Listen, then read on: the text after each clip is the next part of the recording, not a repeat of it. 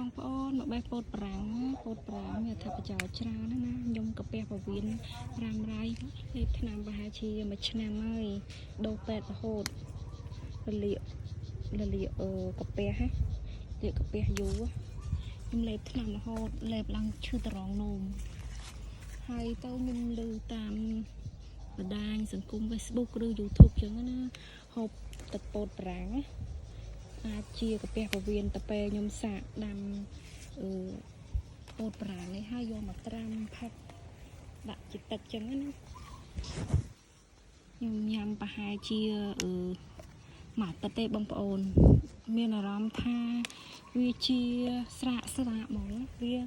មិនជាលឿនទេប៉ុន្តែវាជាសន្សឹមចឹងឥឡូវកាពះពវៀនខ្ញុំធូរបានច្រើនលើកមុនខ្ញុំញ៉ាំបន្លែឆៅវាបានទេបងប្អូនរីកហើយហើមពូក្តៅខ្យល់រហូតទាំងពុះផ្អេសហើយពិបាកក្នុងការគេងអត់សូវលក់ទេហើយពោតប្រាំងហ្នឹងវាជួយបងប្អូនមានជាតិសរសៃមានជាតិអីច្រើនហើយជួយម៉ាយឈូមកាល់ស្យូមហើយជួយទប់ជាតិខ្លាញ់និងស្ករទៀតបងប្អូនដាំទីផ្ទះចឹងមកហើយយើងបេះផ្លែវាយកមកត្រាំផឹកទៅល្អណាស់បងប្អូនអើយជួយចែករំលែកគ្នាទៅបានបុណ្យណាបងប្អូនដោយសារតែខ្ញុំមានបទពិសោធន៍ទេលេបថ្នាំកាពះពវៀនរហូតលេបមិនបាត់សោះទាស់ចំណីទៅវាកើតមកវិញឯងទាស់ចំណីទៅវាមកវិញឯងហើយយើងលេបថ្នាំទៅវាប៉ះពាល់ច្រើនយើងលេបថ្នាំយើង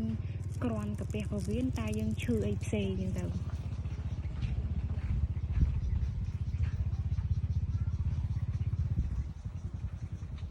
អត្ថប្រយោជន៍ពោតប្រាំងគឺល្អបងប្អូន